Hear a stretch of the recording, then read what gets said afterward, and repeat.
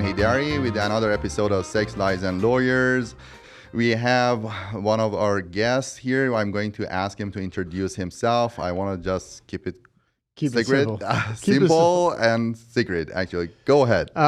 Black Ice from Black Ice Reality Check. I have a podcast on relationships and, I don't know, politics, everything else. Yeah.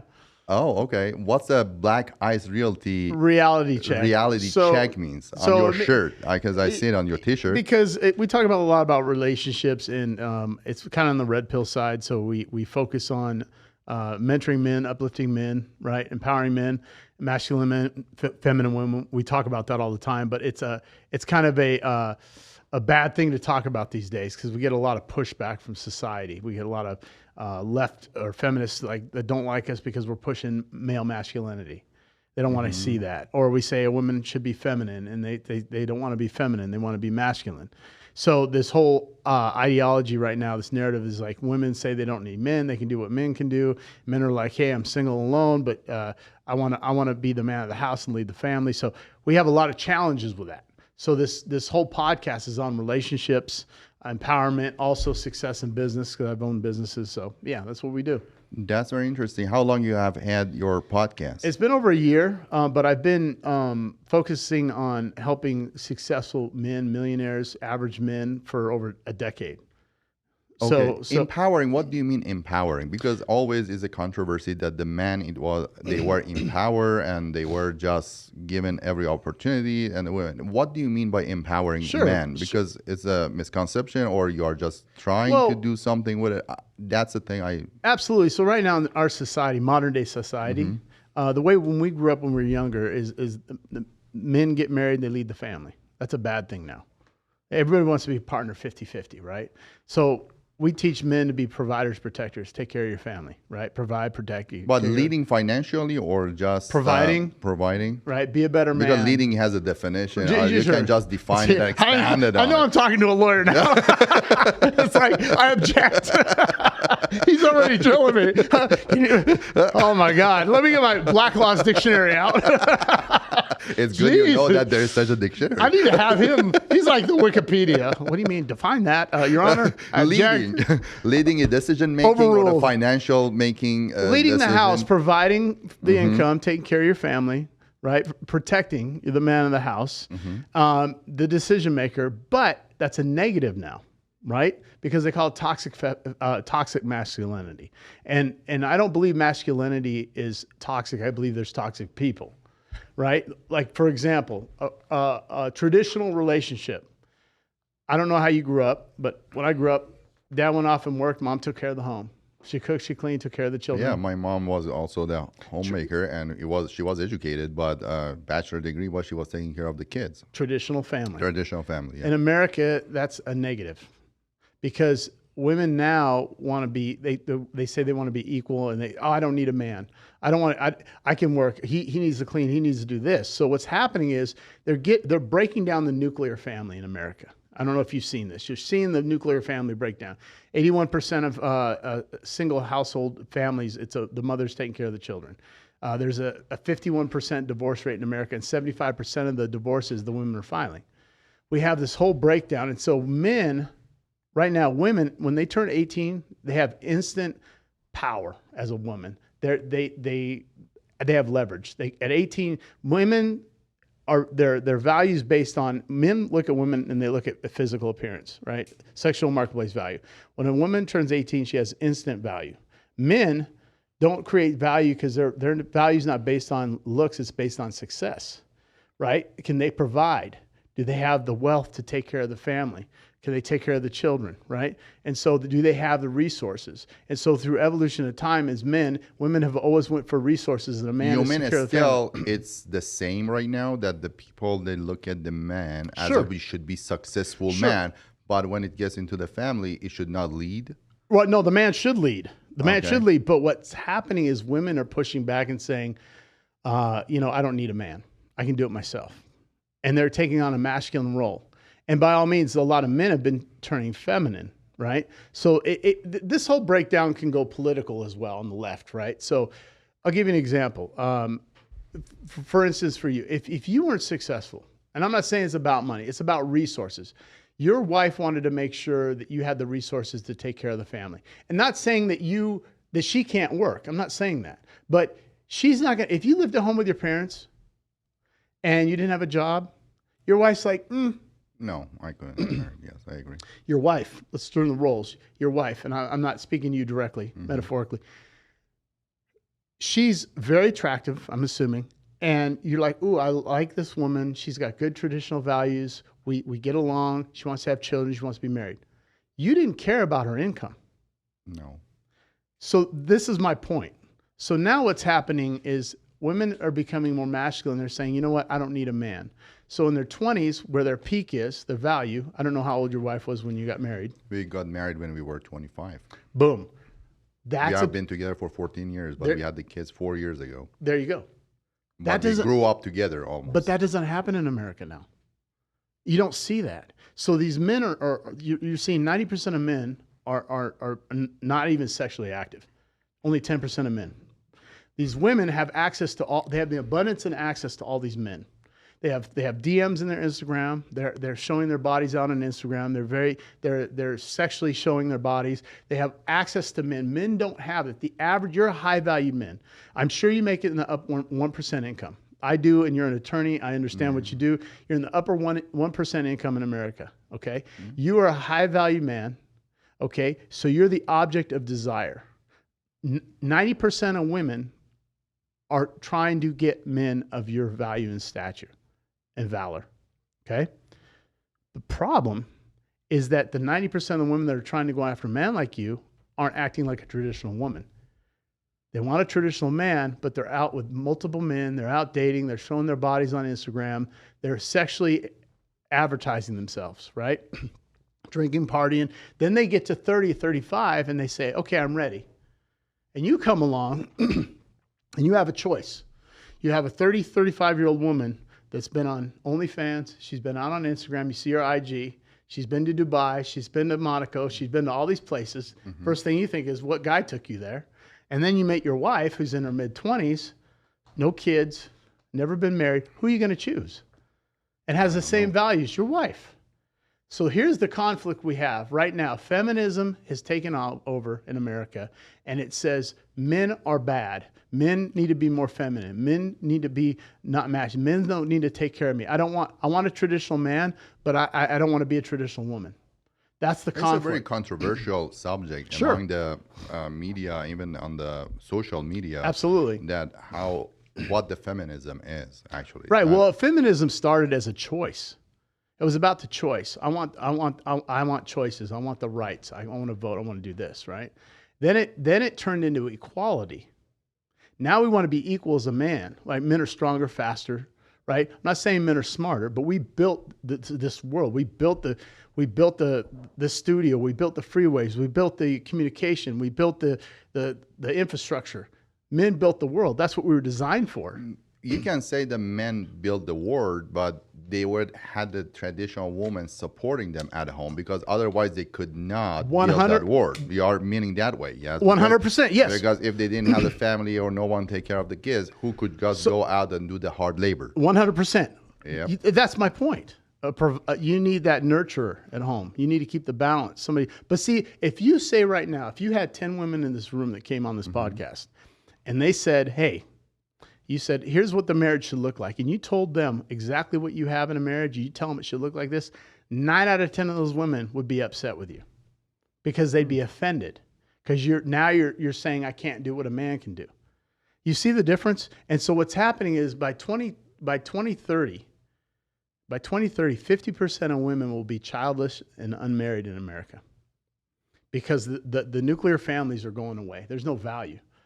And so right now, the problem I have is I'm trying to uplift and mentor men to be successful. Men are fighting so hard to find a woman. I said, look, focus on your career, focus on your success, focus on your money, develop yourself, because your value goes up when you get in your 35s and 40s. You start reaching your sexual marketplace peak. That's where your value is. Don't sell your stock. See, women check their stock out at 25. They get their sexual peak at 25. That's the best a woman's ever going to look. And we don't, and I'm not just saying it's about looks only. Obviously, we want character, values, and all that. The first thing we do is see her. If you had an arranged marriage, not saying you did. No, I didn't. Okay, but if you had an arranged marriage and your family, your father, and they bring this gal, and you're like, oh no, and she's not what you're appealed to, you're in a bad spot. You don't want to disrespect your family. So your first choice is she's beautiful. Now I need to check off the character, the values, her religious beliefs, if that's important, right? Her core values. So at 25, the woman peaks, looks-wise, not as a person. As a person. So when not the maturity as to the look. 100%. So women, what they do, biologically, they start getting maternal. They start looking for a husband. Okay, so they get married. They cash their stocks in. What do men do at 25? Men aren't at their peak until they're 35 or 40. I tell men, don't get married before you're 35. That's my opinion. Why? Because when you get your high value, when you already got your career set, you've got your degree, if that's what your law degree, you went and worked for a firm. Now you've established yourself as a credible attorney in Las Vegas, right? Injury law. You're very successful. Now you have options. You're high value. Now you can pick the best of the best. When you have no value as a man, you have to accept what you get. You're average. You're just another guy. You're just another dude.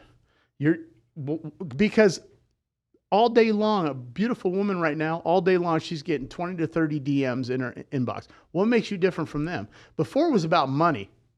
Oh, he's got to have money. Now it's about status and money and clout. You see what I mean? Do you think Jeff Bezos? I was lucky then. Okay, just because we were married, that we we grew up together. She went to pharmacy school. I went to law school. Then we decided to have a baby. We were married for 14 years. But you met her in Iran. Yes, I met him in Iran actually. Okay, and then we came here. She was raised to be a good wife, but her parents said, "Go be successful." And I don't know her name. We don't need to say her name. But they said, "Honey, if you get married, you need to take care of your husband." I was successful at the time that I proposed. I had my own business, definitely. Boom. Okay, yeah. So her parents approved. Even at the age 25, I was successful compared to my classmates. But you see where I'm going? That doesn't happen in America. So we have this big problem right now where there's a big gap. And the challenge is all these young guys are walking around going, what do I do? They're going over to Colombia. They can't necessarily go to Iran because of the political stuff, which is sad. Yeah. You know, I mean, it's a beautiful culture, beautiful people. I have friends that are Persian, beautiful people. But they're going to Colombia, they're going to Thailand, they're going to Brazil. They're going to the countries where women were raised to be good wives. And it's not about control or dominating. It's about finding somebody, because all men want at the end of the day is peace and respect. We want respect and peace, right? We're not trying to we're simple. We're very simple. But then you get over here. Why'd you leave the cup here? Why'd you do this? Why'd you do that? I want this. I want that. It's like, you just got a Louis Vuitton the other day, right? Like, I'm joking, but I'm not, right? And then it's about children. It's about influencing your children, raising well. So right now I'm working with, I work with guys that make 9 figures. They have the opposite issue. They have a lot of money and they're trying to filter through. To see that who is right, because their fear, and I know you're not a family law, their fear is, I have a 51% chance that I'm going to get divorced. That's the statistics. Yeah. And then I have an 80%, almost 80% chance that she's going to file. So if I'm worth, hypothetically, let's say you were single. If you're worth, let's say net worth is 10 million. You're probably making over $1 million a year. I'm not going to throw your numbers out, but I know that type of business. You're like, wait a minute. Prenups don't really hold up in court anymore. But this is a non-common law state, Nevada.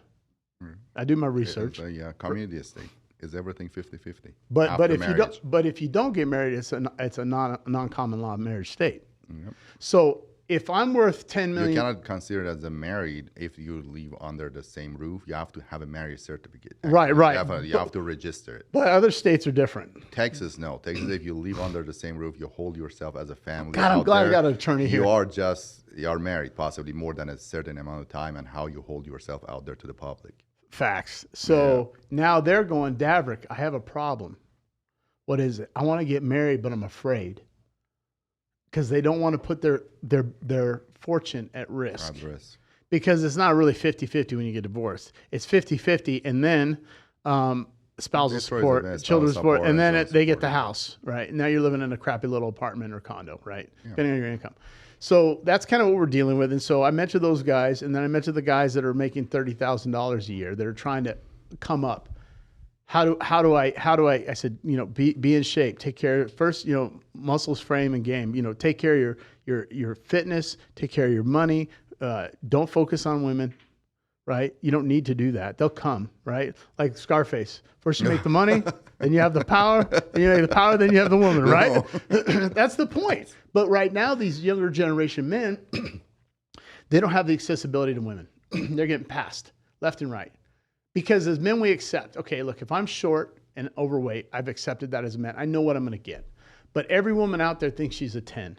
They all think they're 10s because they have an abundance issue of attention coming to them from multiple men, from Facebook, Instagram, Snapchat, Twitter, and all these guys want to date them. And the problem that they're having, switch over this side, most of the women's problem is they all believe they're a 10 in the looks department. They're not. But the problem that they have is they say they want to be single, but the guy they want doesn't want them.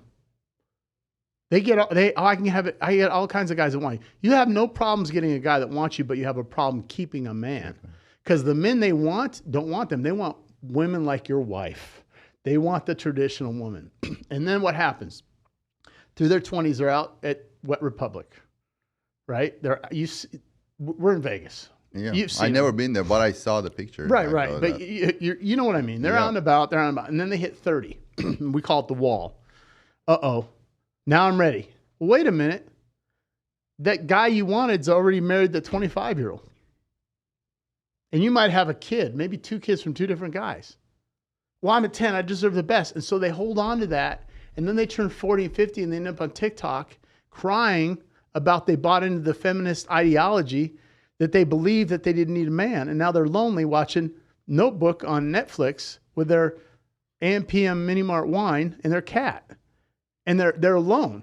And the point is this: we have been duped. We've been tricked. We have had this, break up the nuclear family.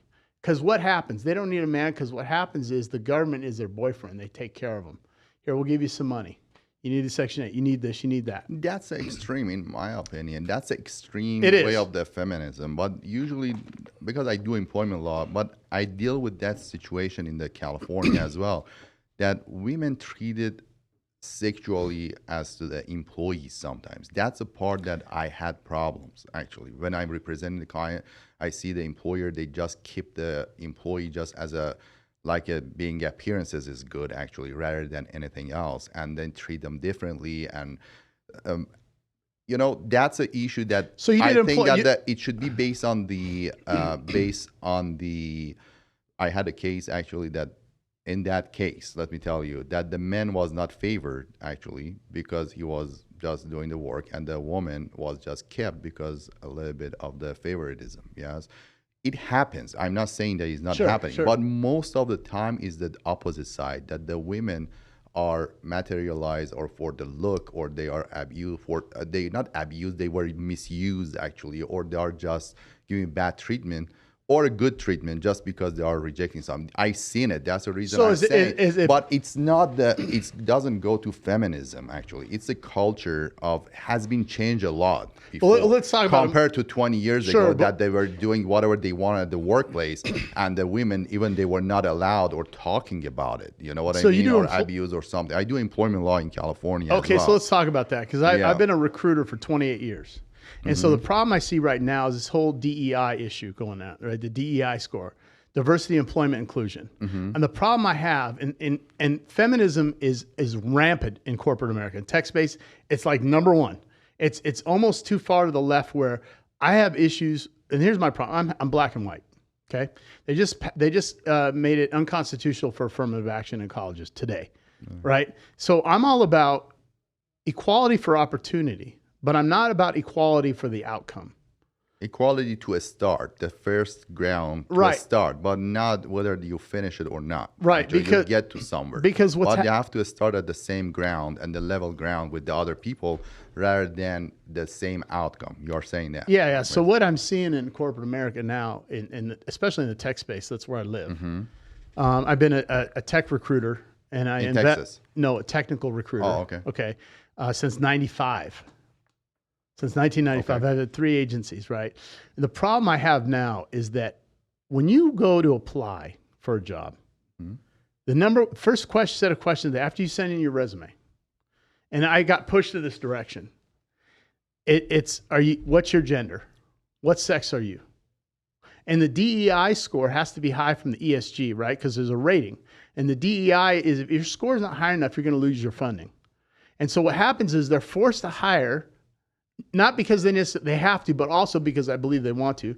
They're like deployment inclusion. You mean that the employer data sent to the DR or some other places for ESG, the diversity right? inclusion, They have should have some specific score. There's a credit rating. And if their credit rating isn't high enough, then they don't get the funding from the other woke companies. This is a fact. And the company that does the credit rating is backed by George Soros. I don't know that. Yeah, so I know this. So here you go. If I fill out a form and I say I'm a heterosexual male, I have a less likely opportunity to get that job versus me saying I'm transgender or gay. That's not fair. So you have a reverse situation even with women. So when I was recruiting, it's like, oh, we need more women. We need more women. Well, it wasn't the fact that we couldn't. Women don't want STEM jobs, science, technology, engineering, mathematical jobs. They have a tendency not to go that direction. And so when the software engineering, the problem we had, it's like, where's all the women? It's like they're not taking those college courses. Let me comment on that. Okay, In Iran, yeah. I had half of my classmates in the material science engineering, all women. I believe they were it. 60% to 40%. We were minority in the material science engineering major. And the universities right now over there is more women than the men because they cannot afford the living actually doing the college. The women, they just like to be more educated and get things. I believe it. I had it at that time. I said, why are people, too many women actually in this material science engineering that you have to go to the factories and say, oh, that's cool. That is a diversity. But it was not based on the people choosing them. The women were choosing the Persians, actually. Yeah, the girls. in America, they take the marketing, they take the hospitality, they take the human resources jobs, right? Mm-hmm. Just like back in the days when the World War I was happening and they voted and they're like, wait, I don't want to vote as a woman because then I'll have to take these, I have to be a firefighter. I have to take these physical roles. Physical roles that are hard labor and so what labor intensive. Yeah, so what I run into is, hey, we need to hire women. It's like, okay, great. Well, here's the other problem. If you're taking the best of the best women engineers, there's a small pool. That best of the best might not be as best of the best of the men, right? Because there's a big, vast pool. Now, it's opposite in Iran. I understand Over there is an entrance exam. Every one company is the same. And based on the ranking, you choose. And they go to the best, top-notch schools that I went to. And so what's happening now, if George... It doesn't matter you're a man or a woman. You can just choose that. So what they'll do here is if we have 10 resumes, and let's say hypothetically, or there's not a test, but let's say 10 people apply for, let's say, a recruiter job, and they all have 10 years experience, they all work at the same companies.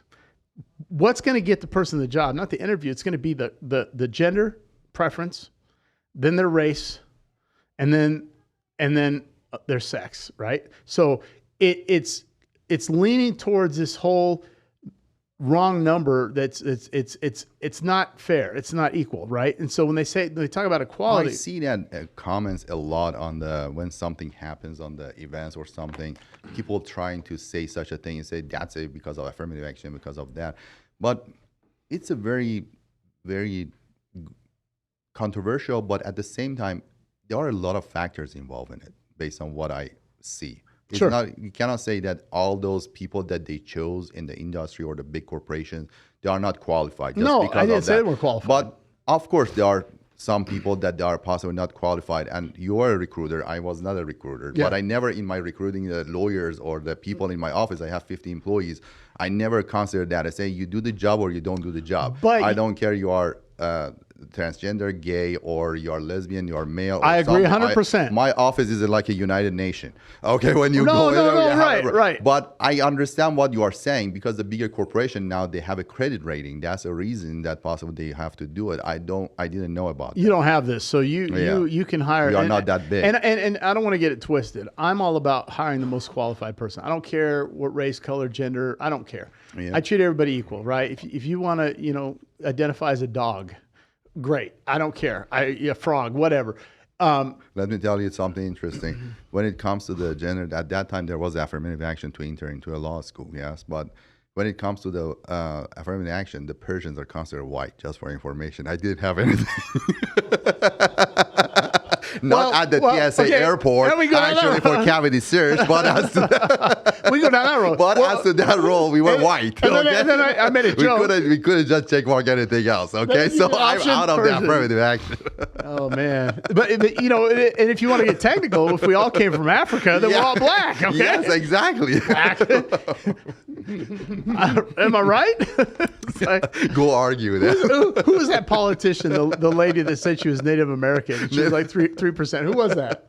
That senator actually. She was going to run. She ran. Trump was making fun of her Pocahontas or something. You know, yeah, I remember that from New York or New Jersey. Oh, what was her name? I can't remember. George, you're supposed to know this. With the glasses, actually, that lady. That doesn't look like in Indian American or something. I don't look half black, but then again, when you go through, you're half black. Yeah, I'm half black. Okay. Yeah, so but if I'm in the wrong, if I'm in the wrong country, I'm Persian. I was adopted. Okay, we won't kill him. I mean. So it's like, what happens if you go over? It's like, dude, I'm Persian. Oh, you are? Yeah. I was adopted. Oh, that's why I don't speak Farsi. Elizabeth Warren, yes, exactly. They go, do you speak Farsi? I said, no. They go, you don't even speak Farslish? I'm like, no, Farslish? No, I don't speak that either. I understand it. I was Persian, English, right? English. See, you know, I got Persian friends, man. I tell them that all the time. They go, man, you know, you're so American and conservative. I don't know if we can take it to Iran. I'll just say I was adopted. I was adopted. And I was in Persia and they adopted me, this white family in America. They'll let me get by, right? That's cool. I mean, if I go to Saudi Arabia, I was adopted. If I go to Russia, from Serbia, I'm adopted. Oh my God. Okay, tell me about a little bit more about your situation in Las Vegas. How many you have classes or something, or you do podcasts? Only? No. So here's what I do. I have again, I'm in the recruiting business. So I have a company called Lyle's Capital. Okay. Mm-hmm. I invest in startups, small startups a little bit, and then I'm in the recruiting space. But since January, because of the recession, it's died because nobody's hiring. Mm-hmm. So right now I've came out with a product. It's a new. We are hiring. Everyone hiring, but everyone wants to work remotely. That's a problem right now. But okay, let's. I want to go down there. I want to go down that segue. Problem that we have. Everyone coming to my firm and asking, say, how many days are remote? I say. You're a trial lawyer, yeah? Why do you want to do remote? How do you want to communicate with other people and go over the binders and taking this stuff to the court? How remote? Well, okay, so and I'm not going to address that. That's a little different, but I will tell you this: in the next 10 years, 90% of employees will be remote. Really? Regardless of what you say, it's like, other than your parents, do you still have a VCR? I'll never have a Blu-ray. No, I'll never do streaming. I'll never stop buying a cassette tape or an album. Oh man, cassette tape. Right. And you don't even know what an 8-track is. You're not even that, right. Okay, but what's happening now is I'm going to start a startup company, right? And I'm going to invest in. I'm going to get $2 million in VC funding, which is really small. I've got a product that's getting ready to launch. I got a patent and copyright. I go to Madrona Partners or our Ignition Partners, right? Brad Silverberg, out of Washington, and I get investment. Great. Now I'm creating this product. Why do I want to spend $50,000 a month on overhead for a lease? Yeah, it's a lot. Yeah, I'm paying a shit. Well, how are we going to do meetings? Zoom. Well, but look, we're in the 21st century, right? I mean, you got food being right now is affected our industry. Right now, the deposition that we are supposed to be in person and bring 4 people in one room is done by the Zoom. Right now, most of the thing is very affected, and the courts are forced to be faster in adopting the technology right now in California, because it was like a prehistoric pre-2000. Actually, you had to go and file and attend over there. Right now, they're catching up because they noticed that they have to have that urgency that to come up with the technology, have a Zoom, TVs. They didn't have it in California, even the downtown LA court rooms actually. Now it's better because you go to the courtroom, you don't see too many people attending. They are on the Zoom. All of them are listed on the Zoom. It changed to some extent. And I honestly will agree with you with that. I think in person, when you see body language, eye shifting, smiles. You can say, oh, this person's lying. I did a trial during the pandemic on the Zoom, but it was not the same feeling. You were sitting at the podium that with the Zoom on you, actually, and the two judges deciding about the situation. It was so weird because even the judge was feeling weird, and they're calling the witness on the Zoom from somewhere else. It was completely different. Well, you know what they're going to do is just transport you. Yeah, exactly. Transport. I mean, the days of the Jetsons and Star Trek. It's but completely I agree different. because when I was in the military, special forces overseas, and I worked with a 3-letter federal government. I won't say it, but I was there, and they were talking. I won't say interrogation. They were talking to the person. I was there, and I saw how in person you have to engage with the plaintiff or the defendant eye to eye, and you can when you do the deposition, you want to sit across from them and you want to ask the question even the way that an you attorney. Put the evidence or the evidence in front of the person And see how they react. Intimidating something, how they react. You want to see that they just scratch themselves. See, that's the issue that we have, and the trial is worse than that. Trial, you have to read the body language because my body language is important for the jury. How they are going to see it in the Zoom, if you want to do the trial in the Zoom or the virtual situation. That's the reason the trial's open, but still the hearings that is a judge is still in the Zoom, and the blue jeans and the other. You're gonna have to get real close to the camera, right? Yeah, right. Like, exactly. and they gotta. You cannot communicate and get the eye contact with them and read their mind. That's a problem that we had during the pandemic. But right now it's solved because now it's good. But the part about the deposition is still people, they want to just do it by the Zoom. Yeah, that's tough. But it's hard. But it's the hardest cases that you want to do be in person. They are resisting it. They say, oh, we don't want to attend.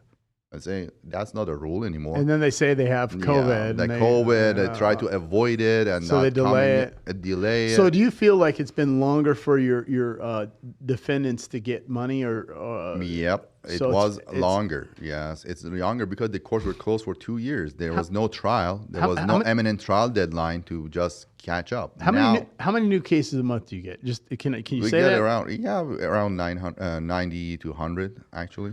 In Vegas? In Vegas and California. This has got to be a gold mine. Like the accidents here, like the car insurance is so high because of the travelers coming into town and the tourists. And so I moved here from Washington State, and my insurance just went way up, up. And I don't have anything on my insurance. Here, or my car is a transient, and there are a lot of tourists here, and they are not covered. They are just doing it by the rental cars. They are not familiar with the roads. How many wrong way driving actually accidents we have? They are not familiar with the road. They go to the other side by mistakes. Yeah, they go heads on and hit someone. And everybody's else. Drinking here. Yes, and drinking. And I have a case right now that the guy is from Israel with the 3 kids, the brothers. They were in here and they were in the car, and they were just going 110 miles per hour with one of the cars, the rental cars that advertises out there actually as the fast cars, and they sell all of them. They were 110 miles and hit this lady that had 5 fractures on the spine and the head injuries, all fractured. This lady is gone. Actually, for the rest of her life, is going to be possibly disabled and not being able to work. But that's the thing. People, they come here, they think there's a broad road and something. They go 110 miles and end up with the M series. Yeah, they rented it and just going fast. And the 2 brothers also injured in the car. And you know why I live up north? I'm up by Aliante. Oh, Aliante. There's less traffic. It's up by the mountain. You see a lot of accidents, huh? Well, there's not as many people, but I like being up there and out of the mix, right? But no, I've seen accidents. I've seen it. I'm driving, and like even today on the way here on Jones, I come down the 95 and head down Jones south. Most of those fatal ones, they are the red lights that, as a result of the cell phone, they are not paying attention. Right. They run into the intersection, they hit each other, and I see it. Dies. And so the guy next to me is in this utility truck, and the doors opening up like this. And he doesn't even know it's open. And he stops, and the door swings open. He came by me and almost hit my car. It wouldn't have injured me, but like I sit. The light turns green. I wait. And it was moving. No, but what I'm saying is when I'm driving now, I've learned, like, you're at the red light. It turns green. I don't just look. I wait. I honk. Guys honking. It's like, because every time I pulled out when it turned green a couple times. Phew, yep. Even the bus. Well, it's a bus. I saw the bus run the red light. I agree. And the big trucks, sometimes they just try to hit the, go through the yellow or something that passed by. And that's crazy. So you have to always look both sides before entering into intersection. And whenever that you stop in the intersection, just look in the rear view mirror. Actually, make sure that there's no one rearing you. I've been rear-ended twice. Watched it happen in my rearview mirror in Seattle. The girl was on her cell phone in a convertible Mustang. It happens a lot. And I'm like, she's gonna hit me. And the worst one is when you are the first row and they hit you so hard you go into and someone hits you. I have those kind of accidents that the guy cannot do anything because he's the first row. I've been hit twice and pushed into the intersection. Someone else hit him. Really? Yep. Those are the worst scenarios. So I want to shift gears. Do you do injury for like if people get hurt at casinos? Do you ever deal with those? Yes, we do those as well. Are a lot of those legit? Like people really get hurt? And how hard is it to fight like MGM or Caesars Entertainment Group? It depends on the facts. Premises liability are hard in Vegas because you have to be less than 50% at fault as a person that's walking on the premises. It means that it should not be open and obvious condition. If it's the water on the floor and you cannot see it, is a dark floor or something that you cannot see the water, even if it's a clear floor, you might not see it. It's a clear floor, you cannot see it, you entered. So what's the issue? What's the liability here? The liability is whether then the MGM or the casino or the premises owner had enough notice of that water to be on the desk, or they do the periodic inspection of the premises to protect the public. Then you have to just ask them, say, hey, who spilled it? How long it was on it? Let's say a guy, if the employee spilled it, definitely is a liability. So let's say a person dropped a drink. Mm-hmm. And I had that case. And it was there for 10 minutes. And somebody literally fell, didn't fake, and they literally fell. 10 minutes usually is reasonable time. Is not the reasonable time for not cleaning up if they saw. It depends on where the peoples are they're looking at. Is it hard? Is it hard for you to prove it? Yes. Is it hard for you to request video, like film? It depends. Casinos usually, if it's favorable to them, they disclose it right away. They can say that, hey, come over and see it. There's no liability. But if they don't disclose it, we know there's something wrong. Wow. And then we request it. And sometimes it's not. Do they ever dock them? Do they ever dock the videos, do you think? No, they don't doctor. But they sometimes say this angle doesn't exist. Then you have to file motions, actually, to get it and do inspection. Every angle exists. Every angle exists. I have the same situation that they produced the video because they said that it just dropped the drink and the person slept on it. Yeah. So there is no enough time for the owner to clean up. But our argument is how many times people slip on this floor. This coefficient friction actually is low for that kind of construction. You should not use that kind of ceramic or something that is not the slip resistance in that location when you see too many people are slipping. Because you know there is a foreseeability of what?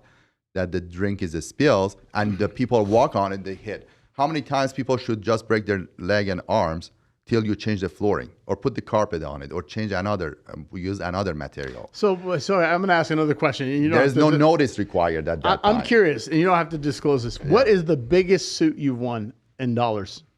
Dollars, it was $3.5 million or something. $3 million. And is this person like permanently? No, he was not permanently injured, but he lost a lot of income. But the bills were not, the past medical bills were not around $250,000, but he got around $1.7 million in his pocket, actually, because of he was a union worker and he was losing a lot of, he was a laborer, and he has documents actually that it's really, he couldn't do that job anymore because of the foot drop a little bit. And what is your firm? Is it like 20%? What's your fee? Is it case by case? Usually the personal injury is a case by case, and usually is a 33% for the pre-litigation or 40% for litigation. Damn, I'm in the wrong business here. Yeah, but my fee is only 20%. Yeah, but depends on the situation. Sometimes it's a very simple accident, you just reduce it because we know there's not too much to make out of it, and also we know it's simple. It case by case. It's negotiable. So did you? But that's a routine. 40%. So you went to law school here? Yes, boy. Did you take the LSAT here? Yeah. Okay. And then did you pass it the first time? Yep. I took the bar, Nevada. What was your LSAT score? It was 159, 58 at that time. It was so hard at that time to get into law school because there was too many competition. Everyone during the recession, they wanted everyone goes to the law schools. What year was that? It was 2009 or 10. Yeah, because 2008 was a recession. Yeah, right? recession started. Yes, exactly. So, and to get into Harvard, you got to have like a 170. 170. You have to have a perfect score. That's now, and then, so you don't have to go to law school to take the bar exam, though, right? In California, no, but Nevada, you need the ABA approved, or you have to be a foreign lawyer licensed in some other countries, then you can sit.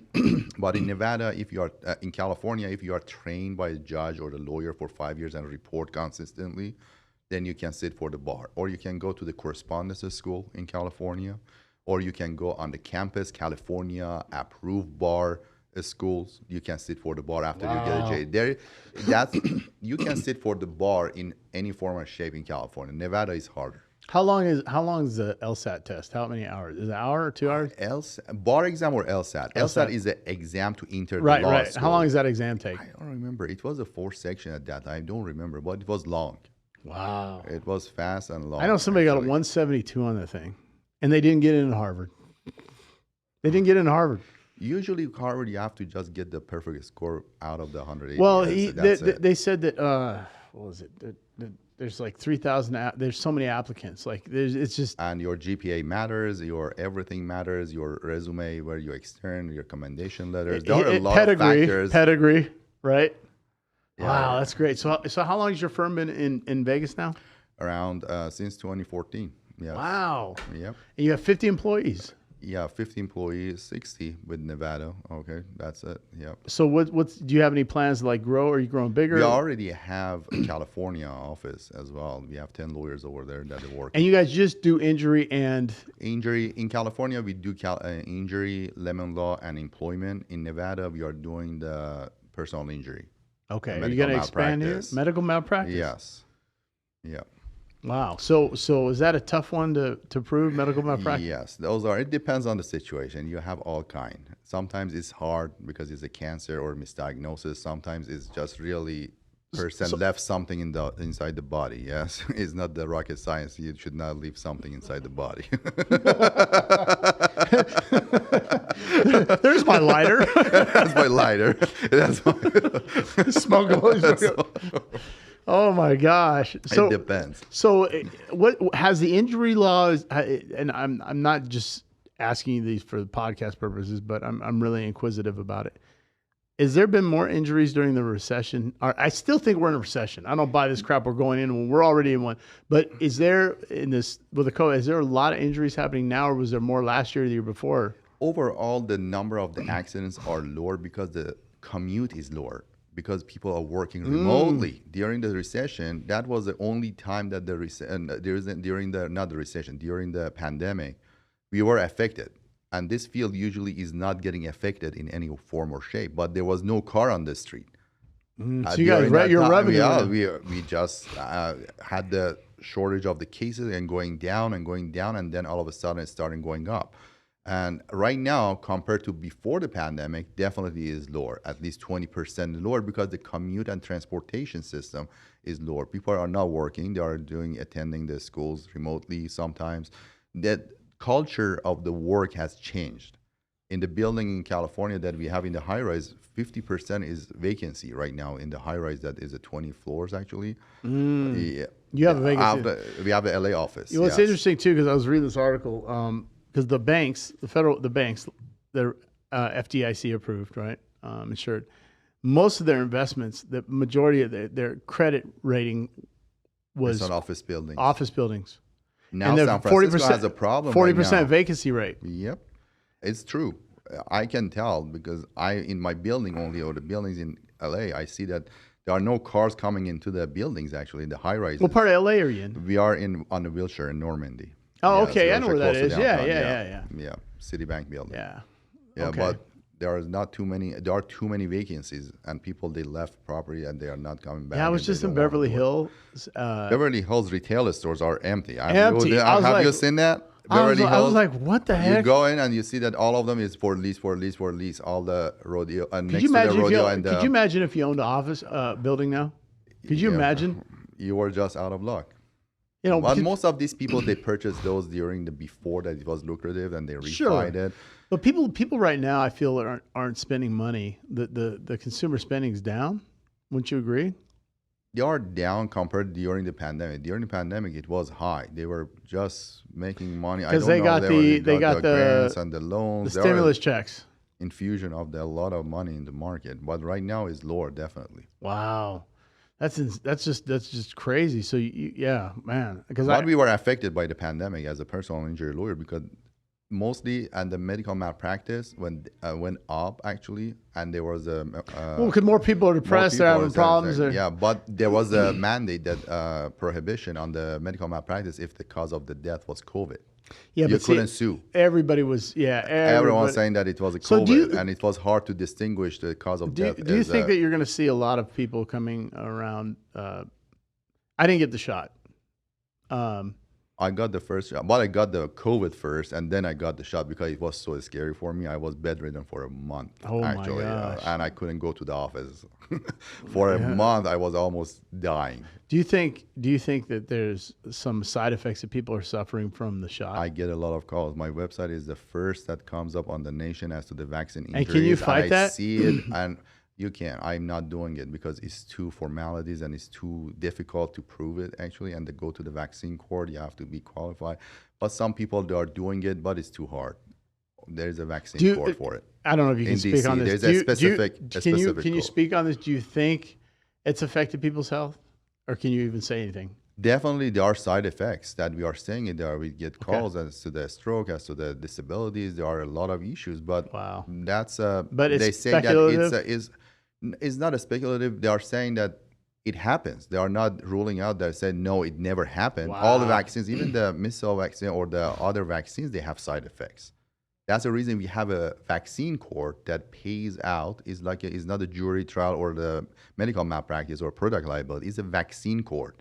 It's a specific court and a specific funds by the government allocated to the one court that you apply to that and you just represent your case and they pay you for the damages. That's completely different court. It's not the different. They are not going to be sued as a product liability like a manufacturers. I'm going to shift gears here. Yeah, because this is good. I see this. I like this. I'm going to have you on my podcast one day too. Yeah. I think it's good. And I'm going to go political here.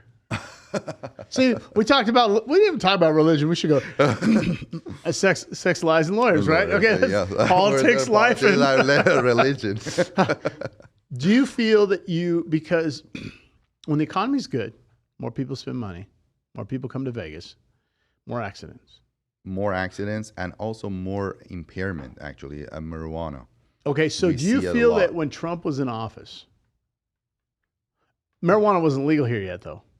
Was legal. Was it legal when Trump was in office? It was legal. Okay. Almost. Do you feel like you had more business when the economy was better? Before the pandemic? Yes. Yeah, we were just hitting 120 cases per month. Wow. Easy. So, right now, after all these days, you are around 100, 110. So you're for capitalism. Yeah. Low taxes. Low taxes. Yeah. So where do you think this is good? Because I'm on the same page. Reasonable taxes and the proper use, conservatism, I call it. It's completely different. Capitalism is a system, adversarial system. I always tell them in the jury, it was the last jury trial. One of them said, I'm a capitalist. I say, okay, let's talk about that. Oh, okay, let's go. And the guy was a hedge fund. And I said, okay, capitalism, one of the backbone of capitalism is a jury trial because that's a check and balances.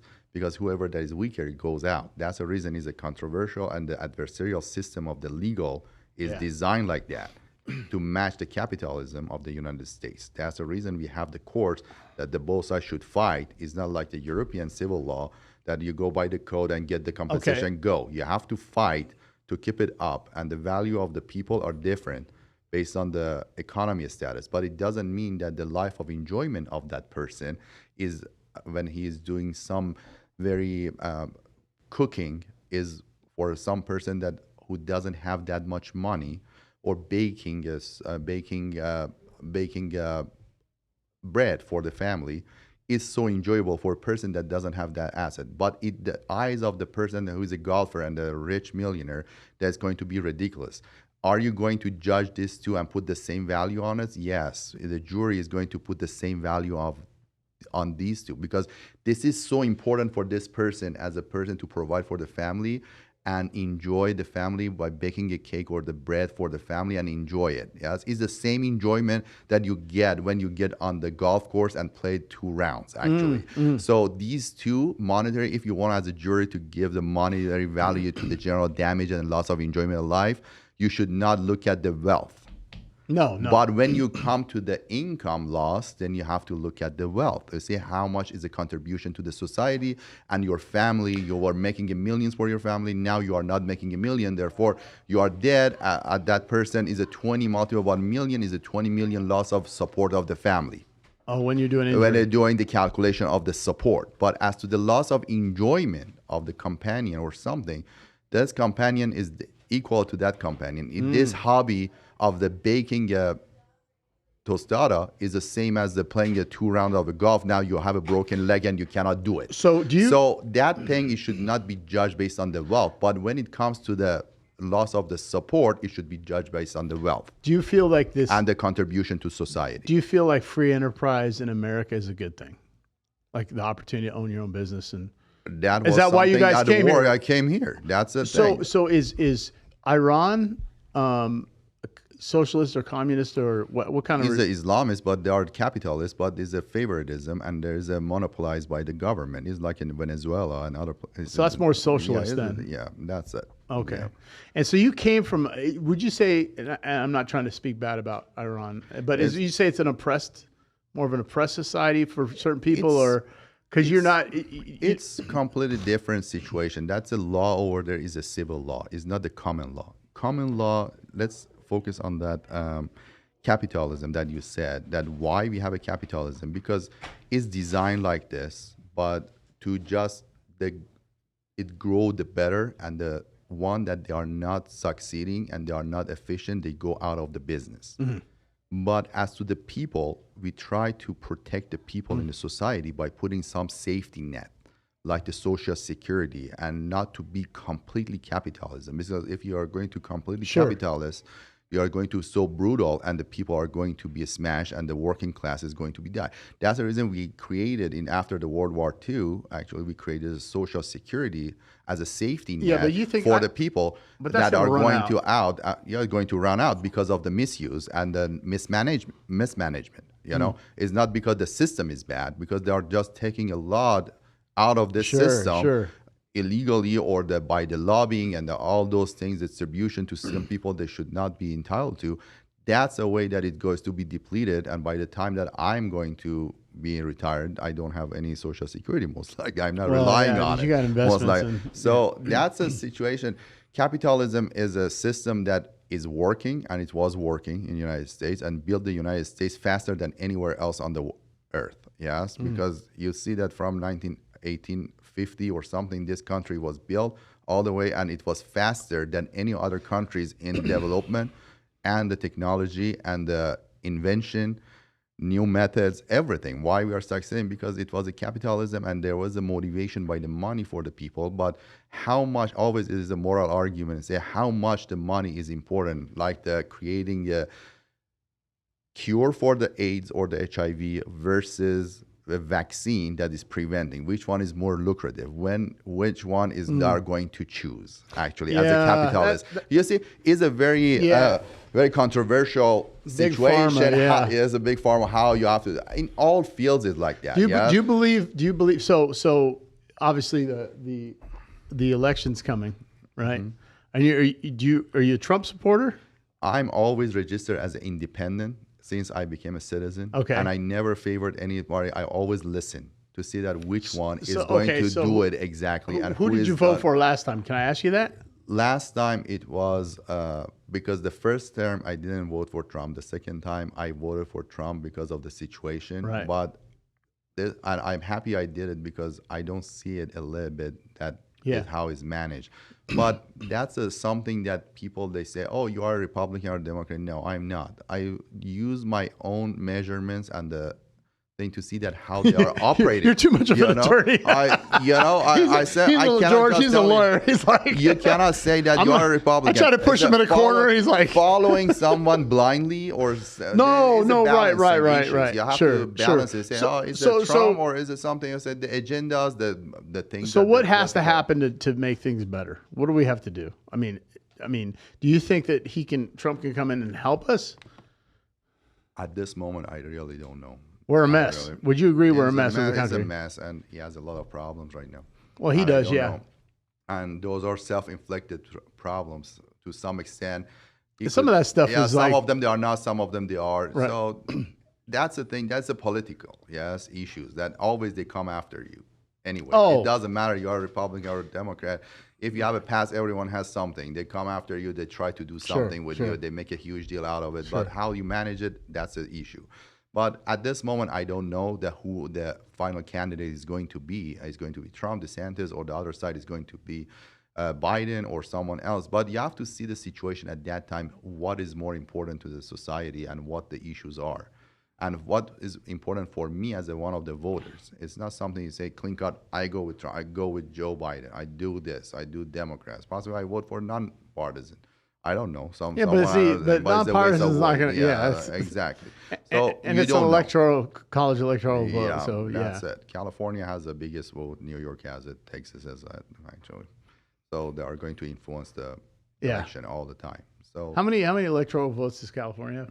I don't know. It was 27 or more. I thought it was 55. 55. 27 is Florida or Texas, something like that. They are the biggest after that. Yeah, that's crazy. Yeah. That's crazy. So that's it. So it's a good conversation. Thank you coming on. Hey, not a problem. We will be in touch, and I'll make sure I call you if Sex, Lies, and Lawyers comes up. No, hey, you should start a mini series, Sex, Lies, and Lawyers, and the religion and politics. Right on. He's hiding behind us on the other side.